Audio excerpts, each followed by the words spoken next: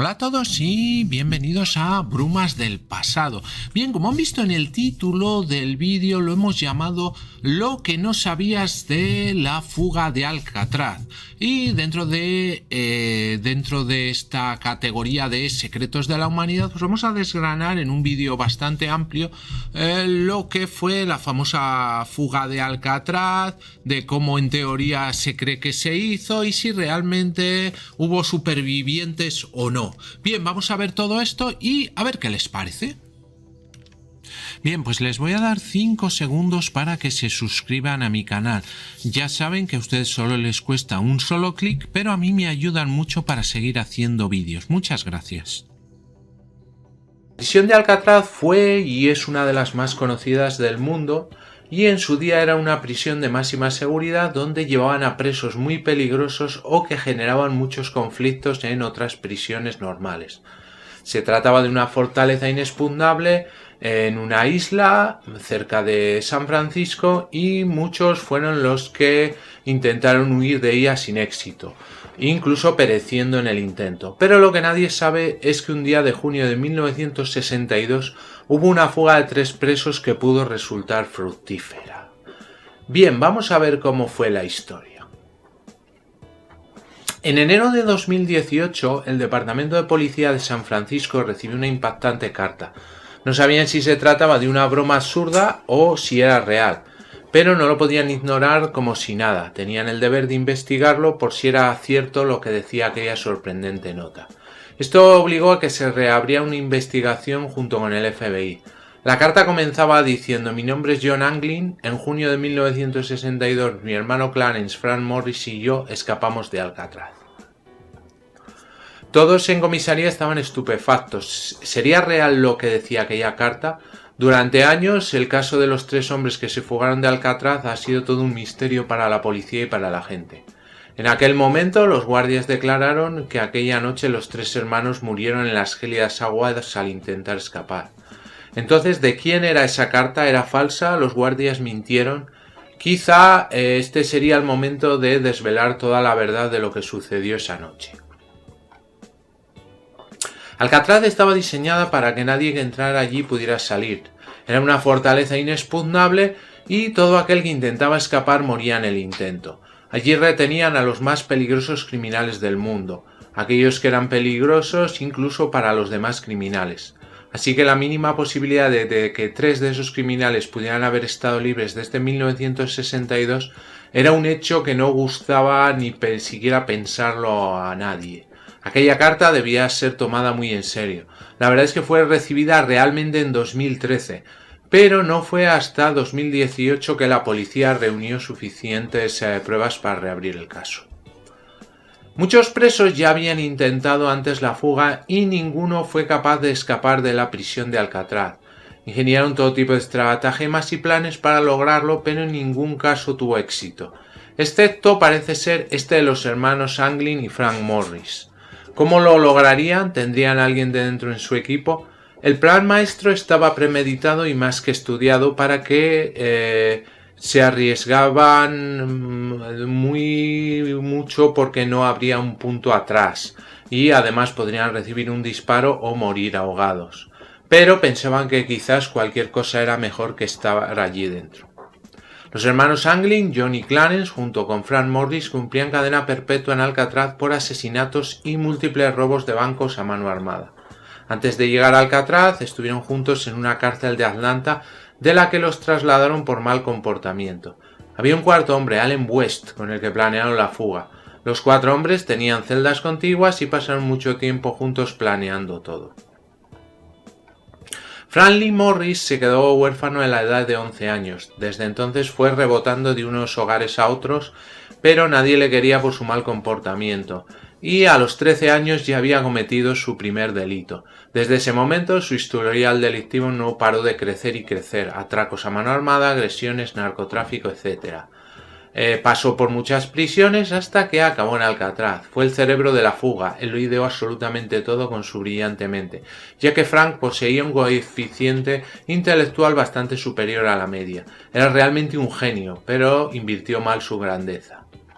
Frank cometió todo tipo de delitos antes de llegar a Alcatraz: robos violentos, tráfico de drogas, agresiones y un largo etcétera. Por todo esto pisó muchas cárceles diferentes en diferentes estados de América, y de una de ellas consiguió escaparse. No le cogieron y estuvo una década oculto sin delinquir, pero parece ser que Frank lo llevaba en la sangre y no pudo evitar volver a robar un banco. De ahí lo encerraron en Alcatraz. Lo que no sabían es que de allí también se escaparía. John y Clarence Anglin eran dos hermanos de una familia de 14. Nació en Georgia y más tarde trasladados a Florida con toda la familia para trabajar como temporeros en el campo con sus padres. Desde muy pequeños comenzaron a robar en estaciones de servicio y más tarde bancos. Pasaron por la cárcel de Florida y por la de Atlanta, donde conocieron a Frank Morris y a Allen West. Los cuatro fueron trasladados a Alcatraz juntos. Ya estaba el equipo al completo. Desde muy pequeños supieron sacarse las castañas del fuego ellos solos. En una familia tan numerosa todos debían trabajar y aportar su granito de arena, bien en el campo o bien en casa haciendo las labores.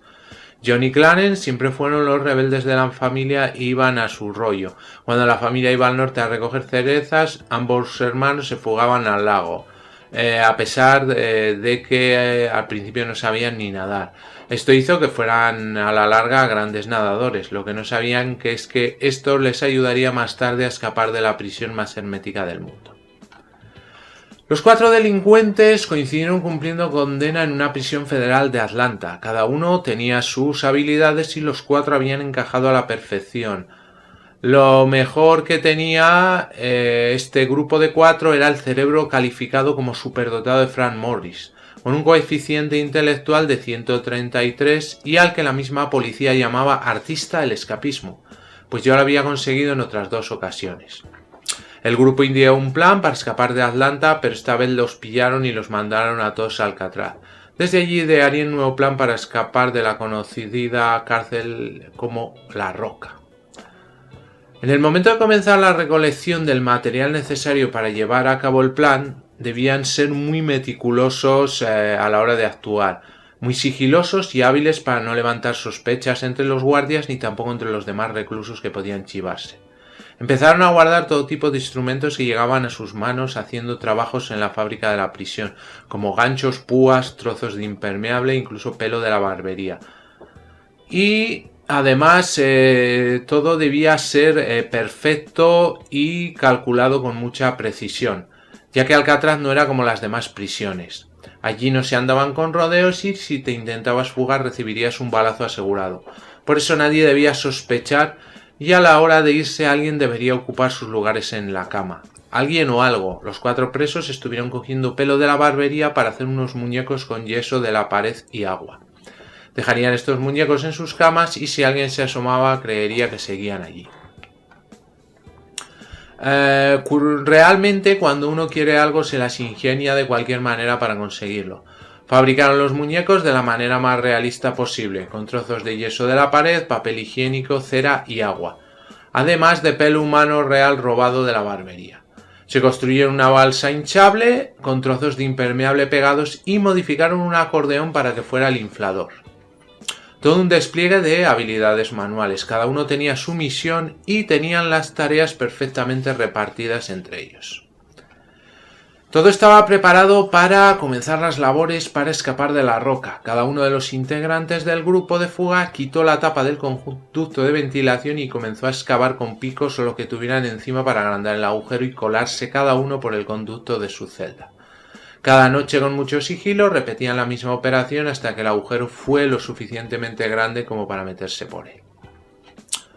Había muchas condiciones que jugaban en favor de los cuatro presos y es que la prisión era ya muy vieja y estaba bastante deteriorada. Al estar situada en una isla encima del mar, la humedad y la salitre estaban muy presentes por todas partes. Se usaba el agua del mar para las duchas y para limpiar con el consiguiente deterioro de tuberías y paredes. No les costaba mucho a ninguno de ellos cavar, ya que las paredes se habían vuelto quebradizas y se deshacían solas. Los trabajos de excavación no los hacían de noche, como suele salir en las películas, no, los hacían en pleno día, ya que de noche se escucharía demasiado el ruido de rascar y de quitar los escombros. Trabajaban de día, pero ¿cómo lo hacían para no ser descubiertos por el ruido? Pues fue muy sencillo, los presos tenían derecho 1 hora al día de escuchar música o de tocar un instrumento. Pues muy bien, Frank Morris tocaba el acordeón a todo volumen durante 1 hora mientras sus compinches excavaban. Justo detrás de sus celdas había una serie de galerías que no se usaban y que les podrían llevar sin mucho problema directos al techo de la prisión. Solo tenían que atravesar la pared de su celda a través del hueco que habían excavado en los conductos de ventilación. Una vez allí, tan solo tendrían que subir 3 pisos sigilosamente para llegar a lo más alto y de ahí acceder al tejado. Por fin había llegado el momento más deseado. Durante meses habían estado excavando en la pared para hacer un agujero lo suficientemente grande como para que cupiesen por ahí. También habían fabricado una balsa y unos chalecos salvavidas con impermeables y chubasqueros. Con esto podrían no ahogarse en las gélidas aguas del mar. Un durísimo trabajo que por fin iba a dar sus frutos. Eso sí, si conseguían subir al 3er piso, ya que allí podrían acceder al techo. Era el momento, estaba todo listo para dar comienzo a la fuga y todos debían hacerse una señal en clave que significaba que su agujero estaba listo y podían irse esa noche. Los 4 delincuentes hicieron la señal respectiva y se dio inicio a la fuga. Todo estaba planeado al milímetro y lo habían calculado todo para que no fallase nada. Una vez fuera de la celda no sabían exactamente lo que se iban a encontrar, pero antes de llegar allí algo falló. Al apagar las luces debían esperar exactamente 1 hora para que todos estuvieran durmiendo y saldrían por sus respectivos agujeros. En ese momento había mucha tensión e inseguridad, ya que todos los que lo habían intentado antes que ellos habían muerto en el intento. Era por eso que estaban muy nerviosos y asustados, pero cumplían una cadena perpetua, entonces tampoco tenían mucho que perder.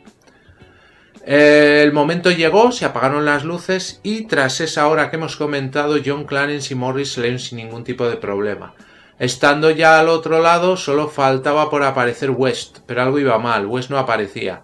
No entendía qué estaba pasando y tras esperar unos minutos decidieron dejarlo atrás. Al parecer West creía que su agujero era bastante grande para él, pero había calculado mal y no cabía por él.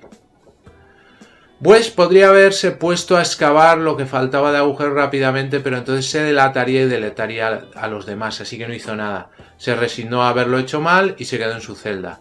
Por su parte, para el resto del equipo fue muy duro dejar atrás a uno de los suyos.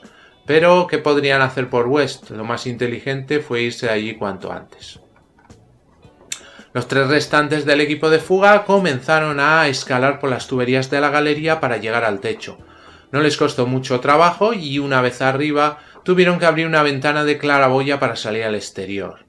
Accedieron fuera y fueron atravesando todo el techo de la prisión sin hacer ni un solo ruido hasta que llegaron a las tuberías exteriores que dan al suelo. Descendieron por ellas y una vez abajo se situaron estratégicamente para no ser vistos y poder inflar la balsa para salir de la isla. No fue hasta por la mañana que se dio la voz de alarma al ver que faltaban 3 presos.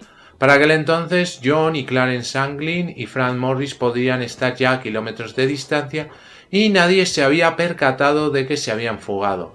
Frank Morris, el bien llamado artista del escapismo, lo había vuelto a hacer y además se había coronado con la fuga de la prisión más dura del mundo y de la que nunca nadie había logrado escapar.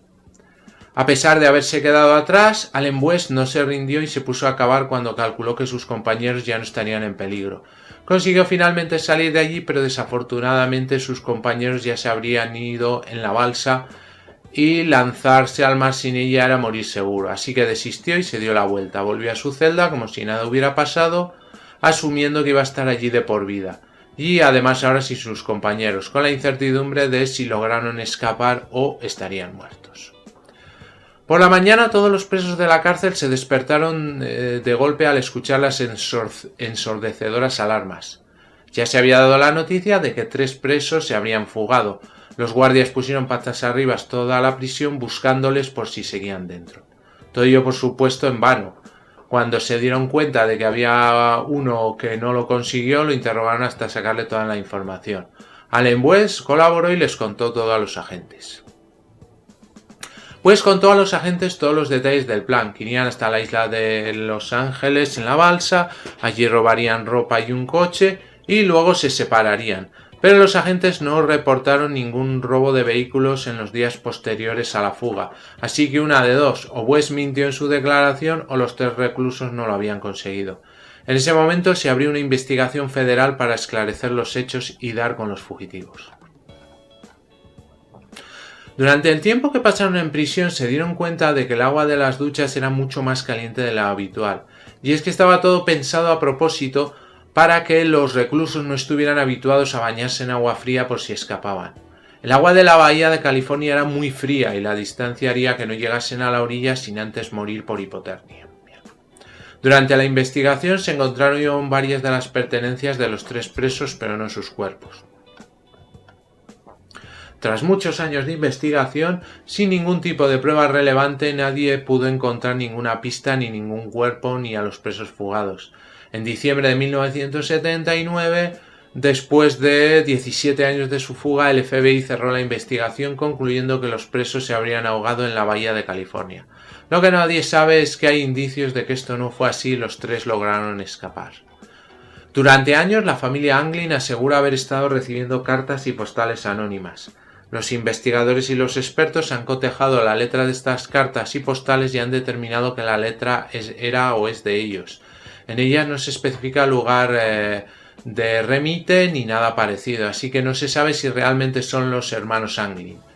En 2015, The History Channel estrenó un documental sobre la fuga de Alcatraz con la ayuda de los sobrinos de los hermanos Anglin que estaban intentando encontrar a sus tíos. Antes de la emisión del documental, se desalentó a la familia de seguir buscando a los presos, ya que podría caerles el peso de la ley aún estando cerrando el caso, pero la familia no se rindió. Otra prueba de que el grupo consiguió escapar es la confesión que hizo uno de los 12 hermanos Anglin en su lecho de muerte, asegurando haber tenido contacto con sus hermanos hasta 1987. Incluso llegaron a tener una fotografía de ellos en Brasil, la cual fue examinada por expertos y concluyeron que era muy probable que fueran ellos. Pero, aunque había pruebas de que estaban vivos, el paradero de los tres prófugos era todo un misterio que finalmente se desveló en la carta que escribió John Anglin a la policía en 2013 y que hizo que se reabriera el caso. En ella, Anglin aseguró que estuvo en muchos sitios, pero la mayoría del tiempo lo vivió en Seattle, que Frank Morris estaba enterrando en Alejandría con otro nombre y que su hermano también había fallecido. En esa carta también explicaba que estaba muy enfermo de cáncer y que se entregaría a cambio de asistencia médica. Una de las cosas más impactantes de la carta es que John aseguraba que sus últimos años, hasta el día de escribir la carta, habría estado viviendo en California. Estaba justo en el estado donde escapó y nadie se había dado cuenta, pero claro, habían pasado muchos años. John tenía en ese momento 88 y sería un anciano que nada tenía que ver ya con el joven delincuente que consiguió la proeza de escapar de Alcatraz. John Anglin, como hemos dicho, aseguraba que estaba muy enfermo de cáncer y propuso un trato a la policía para que le dieran asistencia médica. En la carta decía que si le aseguraban que solo iría un año a la cárcel y le daban asistencia médica, les diría dónde estaba exactamente. Pero los agentes debían primero asegurarse de que la carta era real y no se trataba de ninguna broma. El asunto era serio y debía ser previamente investigado. Automáticamente, la carta fue mandada a examinar en busca de cualquier rastro de ADN o de huellas dactilares. Además, también se cotejó la escritura de esa carta con otras cartas que el preso escribió durante su época en prisión. Tras muchas pruebas, se reveló el contenido de los resultados y estos determinaron que no eran concluyentes. El FBI no dio más explicaciones al respecto y no se pudo comprobar si la carta era realmente de John Anglin. Como los resultados no fueron concluyentes, no se dio validez a la carta y se publicó en muchos periódicos que era falsa, pero parece ser que la carta hizo que la investigación sobre el paradero de los tres presos se abriera y que finalmente la policía dio con el lugar donde John Anglin murió a los 99 años de edad. Aunque todo esto son solo leyendas urbanas, ya que no hay pruebas legítimas de que esto fuera así. Como les decía, la supuesta carta de John Anglin fue recibida en 2013, pero esto no se supo hasta 5 años después, en 2018, cuando la policía decidió hacerla pública, y la sacaron por televisión en un canal de la CBS de San Francisco, el KPIX. Pero ¿por qué lo había estado ocultando la policía? ¿Será que realmente encontraron a John gracias a la carta y lo engañaron y no aceptaron su trato? ¿O que la publicaron cuando finalmente falleció John y sabían perfectamente dónde estaba? Todo esto siempre será un misterio sin resolver. Con los avances tecnológicos se hicieron una serie de estudios de cómo podrían haber escapado los 3 presos y si podrían haber sobrevivido en las condiciones del mar aquella noche y con los utensilios caseros que llevaban. El estudio concluyó que las corrientes de esa noche hubieran sido muy favorables para los 3 presos y que era altamente probable que hubieran sobrevivido. E incluso se hicieron simulaciones de cómo serían ellos en aquel momento por si alguien los veía. La prisión de Alcatraz, la conocida como La Roca, fue cerrada apenas un año después de la fuga de John y Clarence Anglin y Frank Morris. El último hombre en salir de allí fue Jim Albright, el cual dio una entrevista para un canal de San Francisco en la que le preguntaban su opinión sobre si habían sobrevivido o no. Jim dijo que en Alcatraz todos tenían claro que se habían ahogado y que la carta era de alguien desesperado por recibir tratamiento médico.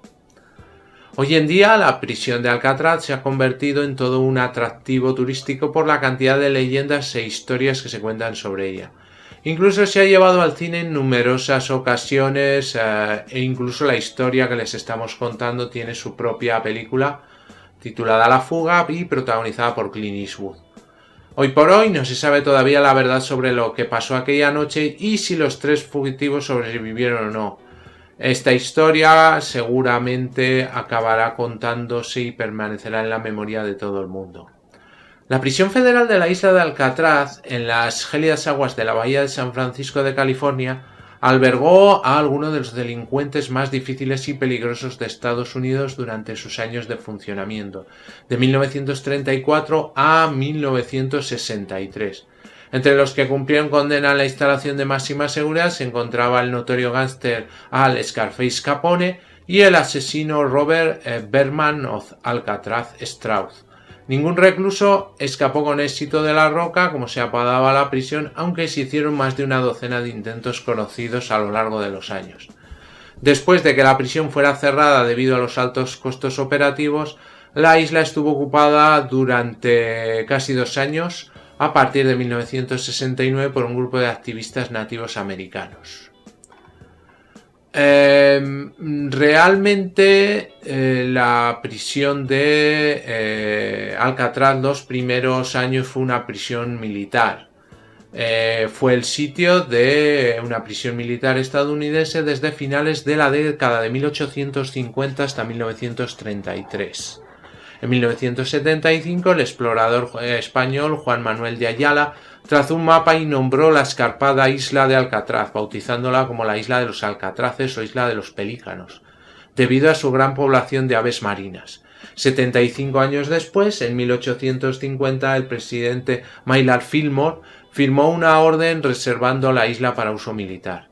Y durante esa década de 1850 se construyó una fortaleza en Alcatraz y se instalaron unos 100 cañones alrededor de la isla para proteger la bahía de San Francisco. También durante este tiempo Alcatraz se convirtió en el hogar del primer faro operativo de la costa oeste. Cada año cientos de atletas participan en el triatlón Escape from Alcatraz. Es bastante dura la prueba y se necesita entrenamiento y equipo adecuado. Es posible, evidentemente, nadar desde Alcatraz y sobrevivir. Realizado por primera vez en 1980, el evento incluye una primera carrera nado de 1,5 millas hasta San Francisco, además de 18 millas en bicicleta y una carrera de 8 millas. Más o menos lo hace la gente que hace triatlones normalmente. A finales de la década de 1850 el ejército había comenzado a tener prisioneros militares en Alcatraz, ya que aislada del continente por las frías y fuertes aguas de la bahía de San Francisco, la isla se consideraba un lugar ideal para una prisión. Se asumió que ningún preso de Alcatraz podría intentar escapar nadando y sobrevivir. Durante sus años como prisión militar, los reclusos en Alcatraz, incluso simpatizantes confederados y ciudadanos acusados de traición durante la Guerra Civil estadounidense, fueron unos de los inquilinos de esa prisión. Alcatraz también albergaba varios indios americanos rebeldes, incluidos 19 Hopis del territorio de Arizona que fueron enviados a prisión en 1895 tras desacuerdos sobre tierras con el gobierno federal. Durante la Guerra Hispanoamericana, la población de reclusos de Alcatraz siguió aumentando. A principios del siglo XX, el trabajo de los reclusos impulsó la construcción de una nueva celda. Fue la estructura de 600 celdas que sigue en pie hoy. En Alcatraz, junto con un hospital, un comedor y otros edificios. Según el Servicio de Parques Nacionales, cuando este nuevo complejo se terminó en 1912, era el edificio de hormigón armado más grande del mundo. En 1933, el ejército entregó Alcatraz a los Estados Unidos al Departamento de Justicia, que, como saben, querían una prisión federal que pudiera albergar a una población criminal demasiado difícil o peligrosa para ser manejada por otras prisiones de Estados Unidos. Después de la construcción para hacer más seguro el complejo existente, la instalación de máxima seguridad se inauguró oficialmente el 1 de julio de 1934 y el primer alcaide fue James A. Johnston, que contrató aproximadamente a un guardia por cada 3 prisioneros. Cada prisionero tenía su propia celda. La Oficina Federal de Prisiones vio Alcatraz como la prisión del sistema penitenciario, un lugar donde los presos más perturbadores podrían ser enviados a vivir en condiciones escasas con pocos privilegios para aprender a seguir las reglas. Según la Oficina Federal de Prisiones, Alcatraz tenía normalmente entre 200 y 275 prisioneros, lo que representaba menos del 1% de toda la población de reclusos federales. Como les he comentado antes, entre los que pasaron un tiempo en las rocas se encontraron el gángster Al Scarface Capone, que pasó 4 años y medio allí durante la década de 1930, y su llegada a la isla generó titulares en todo Estados Unidos. Capone fue enviado a Alcatraz porque su encarcelamiento en Atlanta, Georgia, le había permitido permanecer en contacto con el mundo exterior y continuar con su operación criminal en Chicago. También era conocido por los funcionarios de prisiones corruptos. Todo esto terminó cuando fue enviado a Alcatraz. Según la propia biografía de Capone, Capone le dijo una vez al alcaide: parece que Alcatraz me tiene lamido. Otros presos famosos de Alcatraz incluyeron a George Machine Gun Kelly, quien pasó 17 años allí por una condena por secuestro, el gángster Alvin Creepy Karpovich, que fue catalogado como el enemigo público número 1 por el FBI en la década de 1930, que pasó más de 25 años tras las rejas en Alcatraz y supuestamente fue el que más tiempo pasó. El asesino Robert Stroud, también conocido como el hombre pájaro de Alcatraz, que fue trasladado allí después de 3 décadas en la penitenciaría federal de Leavenworth, Kansas. Stroud llegó a la isla en 1942 y sirvió allí 17 años. Sin embargo, a pesar de su apodo, no se le permitió tener pájaros en Alcatraz, como lo había hecho mientras estaba encerrado en Leavenworth. A lo largo de los años hubo 14 intentos conocidos de escape de Alcatraz, que involucraron a 36 reclusos. La Oficina Federal de Prisiones informa que de estos posibles fugitivos, 23 fueron capturados, 6 fueron asesinados a tiros durante sus intentos de fuga, 2 se ahogaron y 5 desaparecieron y se presume que se ahogaron. El intento de fuga más famoso resultó en una batalla del 2 al 4 de mayo de 1946 en la que 6 prisioneros dominaron a los oficiales de la celda y pudieron acceder a sus armas, pero no a las llaves necesarias para salir de prisión. En esa batalla que siguió, los prisioneros mataron a 2 oficiales penitenciarios y hirieron a otros 18. Se llamó a la infantería de marina y la batalla terminó con la muerte de 3 de los presos rebeldes y el juicio de los otros 3. 2 de los cuales recibieron la pena de muerte por sus acciones. Como les comentaba antes, la Penitenciaría Federal de Alcatraz se cerró en 1963 porque sus gastos operativos eran mucho más altos que lo de otras instalaciones federales en este momento. La ubicación en la isla de la prisión significaba que todos los alimentos y suministros tenían que ser enviados y eso tenía un gran costo. Además, los edificios aislados de la isla estaban comenzando a desmoronarse debido a la exposición al aire salado del mar. Durante casi 3 décadas de funcionamiento, Alcatraz albergó un total de 1.576 hombres. En 1969, un grupo de nativos americanos encabezados por el activista Mohawk Richard Oakes llegó a la isla de Alcatraz y reclamó la tierra en nombre de los indios de todas las tribus. Los activistas esperaban establecer una universidad y un museo en la isla. Oakes abandonó Alcatraz tras la muerte de su hijastra en 1970 y los ocupantes restantes, cuyas filas se habían vuelto cada vez más polémicas y divididas, fueron destituidos por orden del presidente Richard M. Nixon en 1971. Y la isla pasó a formar parte del área de recreación nacional Golden Gate en 1972 y se abrió al público un año después. Hoy en día, aproximadamente 1 millón de turistas visitan Alcatraz cada año. Geográficamente, la prisión de Alcatraz está situada en la isla de Alcatraz. Esta isla se encuentra en la bahía de San Francisco, a unas 1,25 millas de la costa de San Francisco. La regla general para Alcatraz era una celda de prisión y un preso. La prisión tenía una capacidad de 330 presos. Dar a cada recluso su celda individual garantizaba la seguridad y la privacidad de los reclusos. Y las celdas se dividieron en 4 bloques, A, B, C y D. Cada uno de estos bloques se usó de manera diferente. El bloque A era una serie de células dañadas con mucho potencial de desbloqueo. El verdadero fastidio era que estas celdas no habían albergado a ningún prisionero en mucho tiempo. Los bloques B y C, alrededor de 336 prisioneros alojados en bloques de 5 por 9 pies, considerando que el bloque D estaba en un piso separado reservado especialmente para aquellos que estaban en régimen de aislamiento. Estos confinamientos solitarios podían extenderse desde unos pocos días hasta varias semanas. Todos sabemos que los derechos básicos de cualquier ser humano son la comida, la ropa y el refugio. Los reclusos de esta prisión no eran diferentes para eso. Aunque sus acciones estaban lejos de ser humanas, todavía se les concedieron 4 derechos fijos: comida, ropa, refugio. El cuarto es una biblioteca que tenía que ganarse con la buena conducta. El día que un nuevo preso ingresaba en la prisión tenía que pasar por unos rigurosos exámenes médicos e incluso un registro sin ropa en los puntos de seguridad. Era costumbre que se bañaran antes de ponerse el uniforme de la prisión. Los residentes recibían 3 comidas obligatorias al día y obtuvieron un lugar para quedarse que no podían dejar a su voluntad, y tenían servicios médicos disponibles según las necesidades. También tenían clínicas dentales y de salud mental dentro de la prisión, que albergaron a un médico residente a tiempo completo hasta la década de 1950. La biblioteca de Alcatraz no se parecía a ninguna biblioteca de prisión que se pudieran esperar.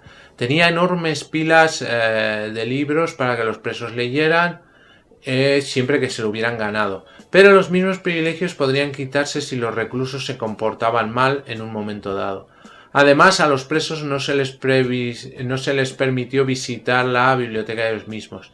Pero quienes se hubieran ganado estos privilegios tendrían que llenar las tarjetas de las bibliotecas, en las que también podrían solicitar otros artículos como periódicos, revistas, etc. La mejor parte de estos materiales de lectura fue que cualquier cosa que estuviera remotamente relacionada con el crimen se eliminó mucho antes de que llegara al lector. En ausencia de otras fuentes de entretenimiento, la lectura pronto se convirtió en la actividad más buscada por los internos. De hecho, algunos reclusos incluso comenzaron a aprender derecho, un idioma diferente, o incluso tomar pequeños cursos por correspondencia disponibles.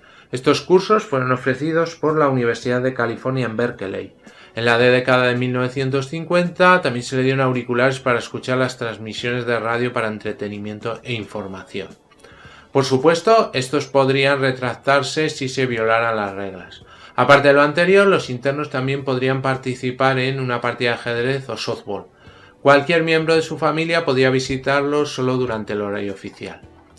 Los presos incluso tenían su propia banda de rock, conocida como Rock Islanders. Estos derechos de interferencia, como los anteriores, solo se otorgaron a quienes se les habían ganado. Las posiciones en estas bandas eran muy codiciadas. Incluso Al Capone tuvo que suplicar para convertirse en miembro de la prestigiosa banda.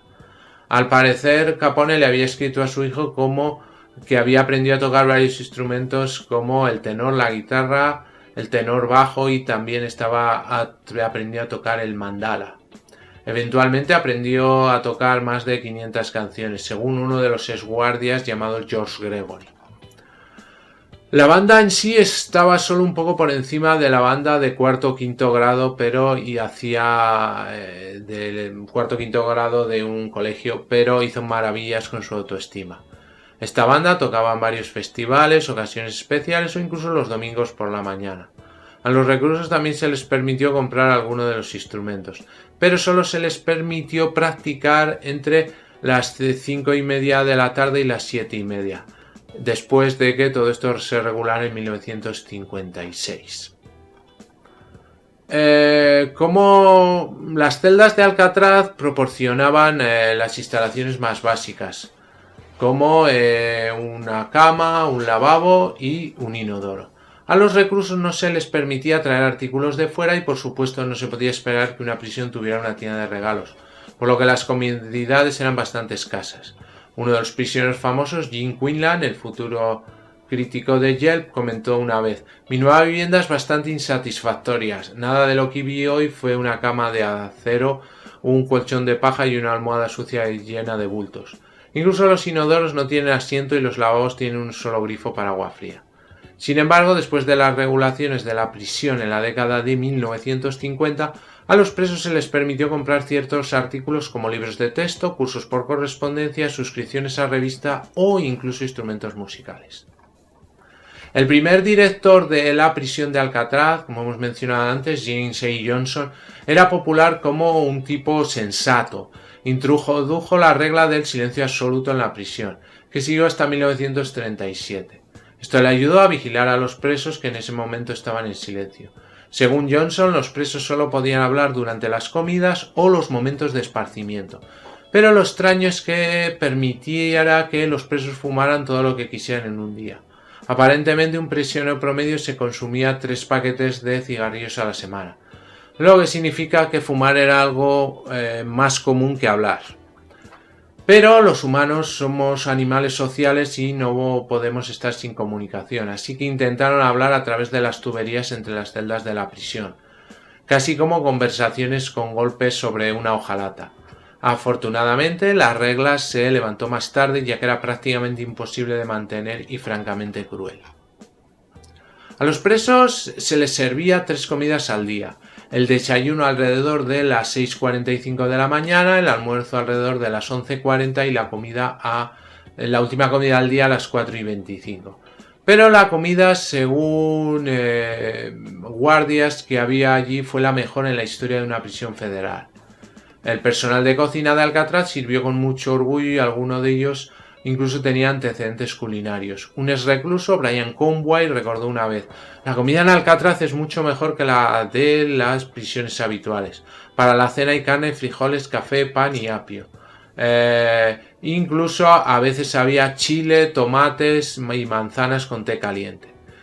Según un menú completo publicado en 1946, las comidas incluían frutas guisadas, cereales, leche, pan y café para el desayuno. En los almuerzos después se incluyó mucha sopa y carne, como paleta de cerdo asada o pastel de carne de res. Y normalmente en las cenas se incluían sobras de los extravagantes menús del almuerzo. Los presos trabajaban casi todo el día. Estaban ocupados con su trabajo para pasar sus días en prisión, a excepción de los prisioneros que estuvieran confinados. Se les ofreció una variedad de trabajos como lavandería, cocina o en los propios muelles de la prisión. Los reclusos comenzaban a trabajar poco después del desayuno y ganaban entre 5 y 12 centavos la hora. De hecho, los trabajadores del lavadero o la planta de carpintería permitían a los presos deducir 2 días de sentencia de cada mes de su sentencia en su primer año, que aumentaban a 4 días del segundo año al cuarto año y por último 5 días al mes a partir del quinto año. Por extraño que parezca, los prisioneros de Alcatraz se contaban varias veces al día para mantenerlos contabilizados. El prisionero Conway notó que la campana era una señal para contar a los prisioneros. Este era un asunto serio que se hacía casi 13 veces al día en menos de cada 30 minutos. Los prisioneros fueron alineados fuera de sus celdas y contados antes del desayuno, en el comedor, después de comer y antes de dirigirse a su trabajo. También antes y después del almuerzo, después de la cena y un par de veces después de que se apagaran las luces. El mismo Expreso Convoy comentó que había notado detectores de metales cuando lo enviaron a la prisión. Se usaba para registrar el contrabando de un prisionero que funcionaba excepcionalmente bien. Según él, vieron cómo permanecían en sus celdas e incluso con los detectores de metales pues podían ver si tenían algo allí. Las comunicaciones fueron un privilegio que se ganó en la prisión de Alcatraz. Solo se permitió la entrada a un número limitado de huéspedes en la prisión con el permiso de las autoridades de la cárcel. Como es habitual, los presos en régimen de aislamiento no podían recibir cartas. Los que se portaban bien podían enviar y recibir cartas reguladas y vigiladas por las autoridades carcelarias. Según Brian Conway, esto no era un problema, ya que las cartas eran solo de parientes consanguíneos. Los reclusos podían escribir a sus madres el día de la madre, pero eso también era supervisado por los funcionarios de la prisión. Y las notas escritas se volvieron a escribir y se entregó una copia al recluso. Incluso la vida estaba muy regulada como ahora se podía imaginar y solo se coincidía a aquellos que realmente se la habían ganado. Bien, entonces como ven esto es lo que vivieron en la cárcel los hermanos Anglin, Johnny Clarence, junto con Frank Morris y Allen West. Esta era su vida, su día a día, antes de su fuga y su más que probable victoria en su llegada al continente, y ya que no les pudieron encontrar y nunca se sabrá si realmente se ahogaron o no, aunque parece que hay pruebas de que consiguieron salir y vivir toda una vida sin que les apresaran. Bien, pues hasta aquí el vídeo de hoy. Espero que les haya gustado, que les haya sido útil e interesante. Y antes de terminar, vamos a hacer un pequeño recorrido por todos los canales creados por EBM Informática. Y así, si alguna temática de alguno de ellos les interesa, pues pueden acceder a ellos fácilmente. Bien, el primero y el canal más grande es el canal de EBM Informática, donde tenemos tutoriales de todo tipo de actividades del mundo de la informática. Tenemos cursos completos como de Word, Excel, Access, Photoshop, trucos y diversas explicaciones de aplicaciones normalmente de PC que les pueden ser muy interesantes. Y luego tenemos el canal de Brumas del Pasado, donde lo dedicamos a temas culturales. Por ejemplo, nos especializamos en vídeos de biografías de ficción, donde elegimos personajes ficticios y hacemos una cronología, una biografía, una vida y hechos como si hubiera existido realmente, y elegimos personajes de películas, series de televisión, de cómics, de videojuegos y de libros. También tenemos la sección de lugares ficticios, que es parecida a la anterior, pero cogiendo pues esos lugares que no han existido, y otra que sería la de biografías reales. Aparte tenemos secciones como Secretos de la Historia, una sección dedicada a los pioneros del cine que la llamamos En Blanco y Negro, y otra sección que se llama Pequeña Gran Pantalla, que nos centramos más en el cine de hoy en día, rankings también de series de televisión, etcétera. Entonces un canal muy completo donde van a encontrar diversos contenidos culturales muy interesantes. Para finalizar tenemos el canal Just Surrender, donde tenemos curiosidades de videojuegos, historias de videojuegos y gameplays o walkthroughs, soluciones completas en un solo vídeo de algunos de videojuegos que más me gustan, sobre todo del tema de aventura gráfica. Pues muy bien, muchas gracias y hasta el próximo vídeo.